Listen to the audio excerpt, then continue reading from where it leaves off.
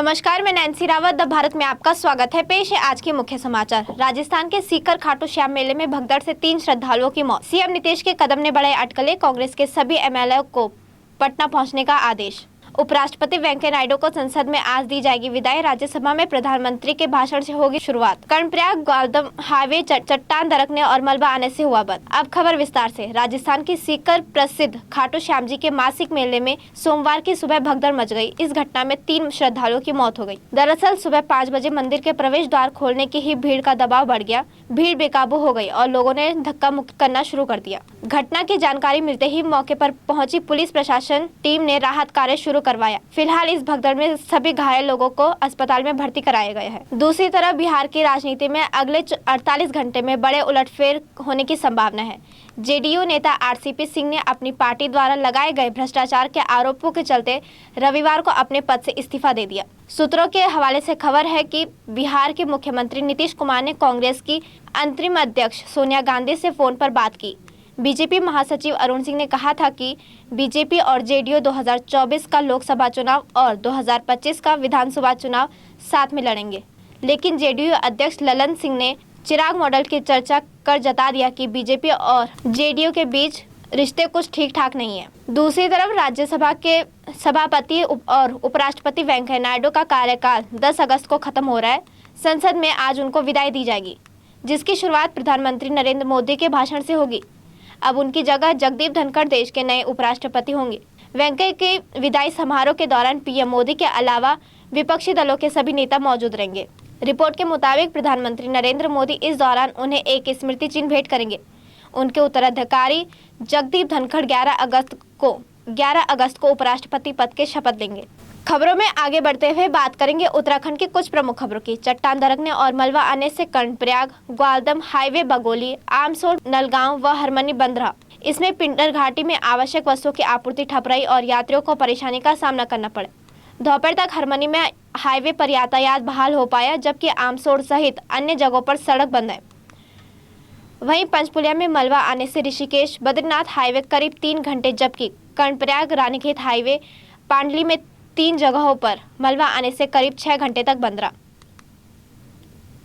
सिमली व सिरोमेड़ में मलबा आने से यातायात 2 घंटे तक प्रभावित रहा। टटासू गदेरा उफान पर आने से टट्टेश्वर महादेव मंदिर खतरे की जद में आ गया है। दूसरी तरफ प्रधानमंत्री नरेंद्र मोदी की अध्यक्षता में नीति आयोग की संचालन समिति की बैठक में मुख्यमंत्री पुष्कर सिंह धामी ने विकास योजनाओं का रोड मैप रखने के साथ ही उत्तराखंड के लिए अलग विकास मॉडल बनाने की पैरवी की।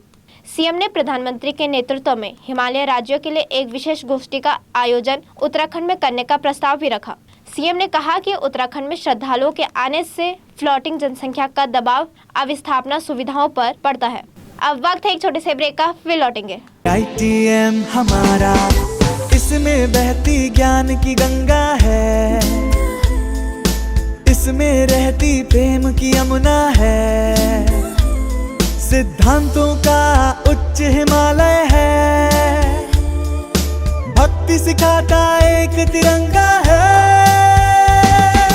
गुरुकुल जैसा प्यारा ये ITM हमारा, सच्चे सपनों सा प्यारा ये ITM हमारा,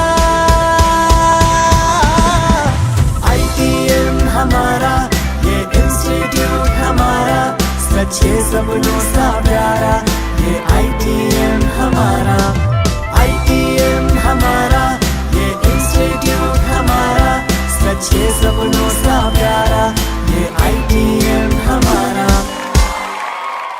ब्रेक के बाद एक बार फिर से खबरों में आपका स्वागत। आज देहरादून के विकासनगर तहसील में मकानों के मालकीना हक पाने और शक्तिनगर पर दोनों तरफ रेलिंग लगाने के लिए 1 दिवसीय उपवास व धरना रखा गया। इस पर देखते हैं द भारत की खास रिपोर्ट। आज विकासनगर में करीब 1000 गरीब परिवारों को मालिकाना हक और शक्ति नहर के दोनों तरफ रेलिंग लगवाने हेतु भारत संवैधानिक अधिकार संरक्षण मंच के तत्वाधान में आज उपवास रखा जा रहा है। राज्यपाल आजाद जी से, क्योंकि मीडिया ने खबर मंगाई है, आप अपना संबोधन जारी रखें। सब हाथ ऊपर करें, झंडे ऊपर करो भैया। ये उपवास तहसील ग्राउंड विकासनगर देहरादून के सुमेर चंद्र व दौलत कुंवर के नेतृत्व में चल रहा है। भारत के लिए विकासनगर देहरादून से सहयोगी नीतीश और भूपेंद्र के साथ मोनिका रतूड़ी। कोरोना संक्रमण से बचाव के लिए टीकाकरण को लेकर उत्तराखंड के पर्वतीय क्षेत्रों के लोग ज्यादा जागरूक हैं। इसकी तस्कीर स्वास्थ्य विभाग के कोविड टीकाकरण के आंकड़े कर रहे हैं। बागेश्वर और चमोली जिला टीकाकरण में सबसे आगे हैं, जबकि मैदानी जिलों में देहरादून अव्वल स्थान पर है। उत्तराखंड में भी कोरोना संक्रमित मामले लगातार बढ़ रहे हैं। राज्य प्रतिरक्षक अधिकारी डॉक्टर कुलदीप सिंह ने मलेरिया को पर्वतीय जिलों में बागेश्वर और चमोली और मैदानी जिलों में देहरादून आगे है। उन्होंने लोगों से अपील की कि कोविड वैक्सीन की पहली व दूसरी बूस्टर डोज अवश्य लगाएं। खबरों में आगे बढ़ते हुए बात करेंगे अंतर्राष्ट्रीय खबरों की। रूस ने खार्किव के उन इलाकों को भी निशाना बनाया जहां उनकी सेना का घुस पाना नामुमकिन था। रूस के रक्षा मंत्रालय ने दावा किया कि ताजा हमलों में यूक्रेन को काफी नुकसान पहुंचा है। इन हमलों में न केवल यूक्रेन की सेना का निशाना बनाया गया, बल्कि उनकी गाड़ियों व सैन्य ठिकानों को भी तबाह करने का दावा किया गया। इस बीच यूक्रेन के राष्ट्रपति वोलोदिमीर ज़ेलेंस्की ने रविवार को कहा कि अगर रूस सबसे उसके कब्जे वाले यूक्रेनी क्षेत्रों में जनमत संग्रह के साथ आगे बढ़ता है तो यूक्रेन या उसके अंतर्राष्ट्रीय सहयोगियों के साथ कोई बातचीत नहीं हो सकती है। दूसरी तरफ बांग्लादेश में भी श्रीलंका जैसे हालात बन रहे हैं। वहीं साथ में ही अंतर्राष्ट्रीय मुद्रा कोष से भी